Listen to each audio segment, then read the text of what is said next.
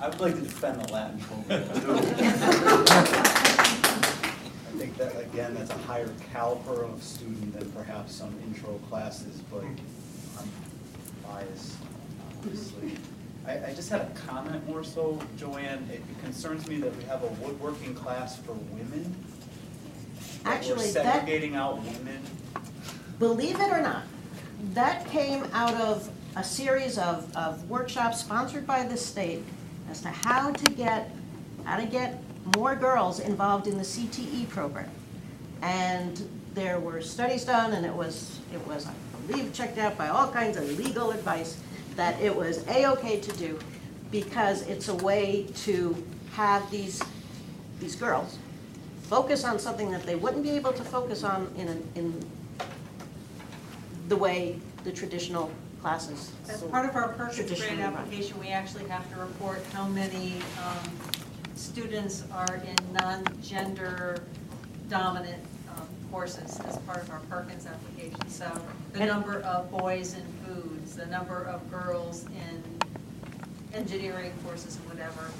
And you know, my daughter's going to be an engineer, so I'm not particularly sensitive to one ought to be one gender or another. But we do actually have to report that information as part of our acceptance of Perkins money. And I was just reading that there are some specialized science academies that are, in certain courses, they are doing single gender to see You may how not that know, works. is the curriculum different? I mean, it just seems... No. The curriculum is not different at all. It's not different. It's not different at all. Yeah, I don't particularly want to see the discussion of science offerings lumped in with woodworking offerings in the same conversation, quite frankly. I mean, you know what I'm saying? I mean, so the state is forcing us to have women have the same right to a dead-end sort of experience as men. I mean, ultimately, is that the point? Well, yeah, there's tremendous demand for woodworkers these days. Try and hire one. Yeah. Try and hire one. Yeah. You should see how much they make. For an hour. From someone in the trades, you should see what they make. They do a lot better than an attorney or an accountant. I believe go down and look at that first. Yeah, but we learned that's not true anymore. They're prepping their kids for college. They're not prepping their kids for the trades. Sorry, I just have to say, maybe it's going to be one last thing, about the woodworking, that is an application. And when it's taught with the rigor that our instructor teaches it with, it is applying the math, the critical thinking, the problem solving, all those wonderful things that are those skills that are needed in the 21st century. So I think it still has value. All right.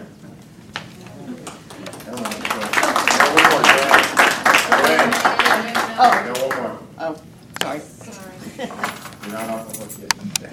There's a few of them in here, but I'll pick on one where it says 2 are unfulfilled, 4 requests. So 2 were fulfilled, but it says it wasn't offered. Right. I caught that. That was it was not offered.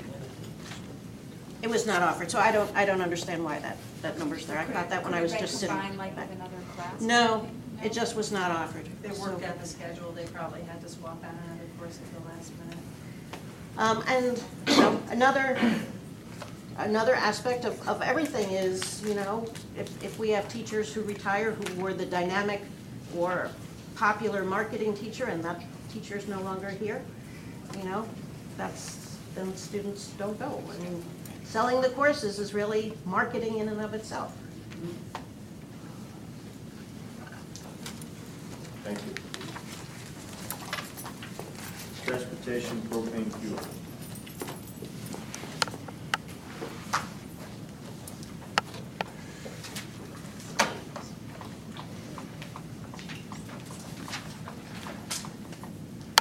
We discussed this a little during budget season. Well, budget season is still budget season, but All-Star Transportation came to us with a couple different proposals. What we discussed during budget, the last Board of Ed meeting, All-Star has bought a fleet of propane buses that they would like to roll out for Torrington Board of Ed. In doing this, it will be a savings just in 13-14 of about $212,000 to have the propane fuel instead of our current diesel fuel. And on the first page, you can see the breakout of the cost over 5 years for the type 1 and type 2 buses. Again, as we talked about during the budget, we are reducing one bus run next year, so that's a savings just next year of about a little less than 44,000. And then add the savings of the propane versus diesel, and we come up with a savings of 256,000 just for 13-14 alone. If you flip the page, because this was an area that some members had questioned, we did an analysis over the past 5 years to see if propane would sustain that lower price. And as you can see, it definitely has. It actually is lower now than it has been in 2012, 2011, and 2010. And what we will do is we will contract out for our propane fuel at a certain cost. We get what's called an alternative fuel credit from the state, which then gives us 50 cents per gallon. So our price of the fuel reduced by 50 cents when we get that tax credit is part of that savings. I also supply advertisements from Bluebird propane powered Vision that was handed to us by our All-Star Transportation. They actually were at the Capitol today going through this. It was a big article in the Hartford Courant and on the news this morning. It's the wave of the future. I think it's a great idea. With this, we would have the second part of the agreement is to roll out this new plan. All-Star Transportation is asking for an extension of 3 additional years onto our current contract. So instead of ending June 30th, 2015, we would go out to June 30th, 2018.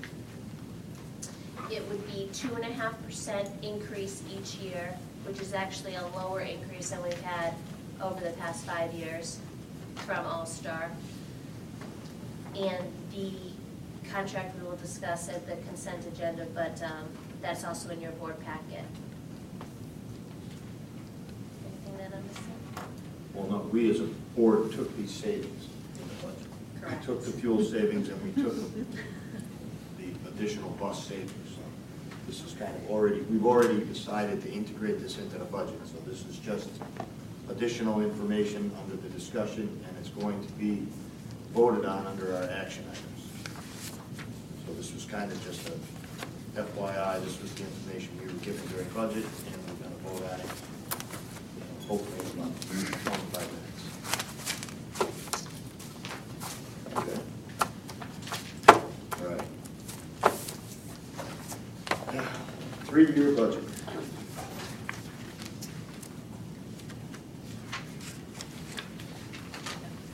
That's all you. Okay. Part of the Board of Ed goal this year was for the Board of Ed to produce a 3-year budget. So what you have before you is a projected budget for 14-15 and 15-16. What I did was I did a zero-based budget from what the Board of Ed approved last week, or 2 weeks ago. That was moved on to the city. So all of the cuts that we made, I incorporated those in going out 2 years. After doing this exercise, it was actually, I thought it was going to be worse than it actually was, and it's not as bad as I thought going out. I thought we were going to be, in the $80 million mark, and we're not, so that's a good thing. But as you will see on 14-15, I did include the East School renovation, so that's where you're getting that huge spike going up to $91 million. But if you took out that capital, it would be an increase that I'm projecting about 3.5 million for 14-15, and then 3.4 million for 15-16, just for operating.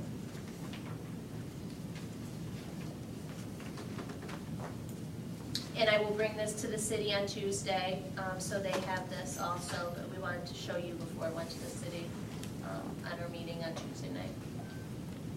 April 30th, 5 p.m., City Hall. And what numbers? Just what is the Torrington High School capital, 14, 15, almost 9 million? That's all of the ADA. Yeah, we pushed it out to hopefully get the, to get the finance. And have it with The referendum, right. And so you worked on the expenditure side, what's the increased matching additional revenue we'll see in the next 3 years? You're smiling, but I mean, it's the whole driver. From the state, we have this from the state, we have no idea, they're revamping. They've already changed it twice since they told us what we would get this year, Andrew. Plus or minus, what are you hearing? We had a plus, now we're back to what we had last year, so it's neutral. But they've also taken cost for transportation, where we received $500,000 over years, and it was that we weren't going to get the money for transportation, then we were going to get the money, and now it's been taken out again. So we're looking at $500,000 added to our current budget for transportation. So to predict 3 years out, we can't even predict what's going to happen this year with state money. Right, and what I also did too, I followed the same suit as we did this budget process. I did not add any proposed, possible, whatever you want to call it, mandates moving forward. There are no extra mandates in there. I took just the raw data, what's here today from the state, so. And that being said, I think the board, and I think really school improvement should spend the next 2 years totally focused on delving into these budget drivers and seek alternative ways of providing education, because these numbers don't work for the city of Torrington. I mean, Yeah, they don't work for a lot of towns, I Well, agree.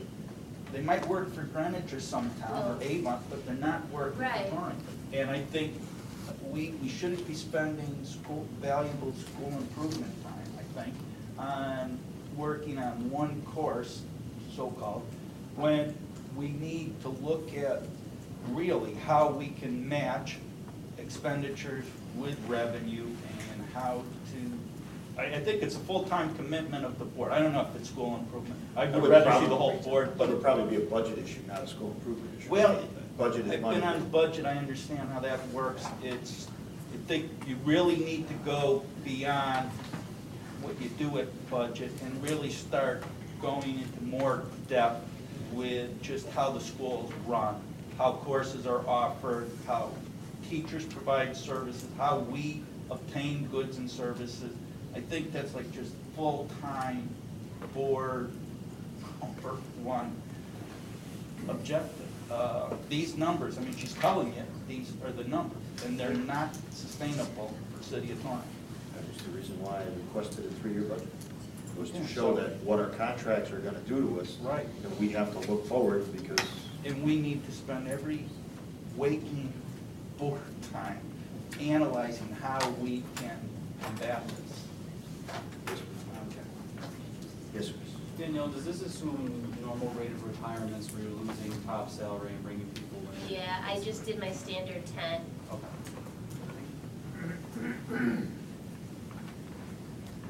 Anyone else? Okay. Not for the city meeting next week, but at some point, can we see this in a breakdown The by detail, the school. by special ed and Yep. all different departments? No. Yeah. I think for Tuesday. Right, sure. For our summer fund? Monday. Okay, so summer. Summer. Before we go into our executive session, Mr. Cavanero, I did get your email, but if you see the length of what we just went through, the fact that how late it is, I have put you on to next month's to get you the answers. The information's here if you'd like it, but unfortunately, I had to have the agenda out before vacation because the secretary's going away. I just didn't, well, I didn't want you to think I forgot you. Okay, a motion to go into executive session. Okay, 2 moves in 1 second. Okay. Chris, Ellen, is there anyone we need to invite into this executive session? Bill? Gladly. I think Danielle. This is for your, Say, for financial reasons, we'll invite Danielle in and Bill Jocelyn, just because they were both involved in the negotiations and the information around it. okay. Joanne, can you find us a room, please? Do you want this?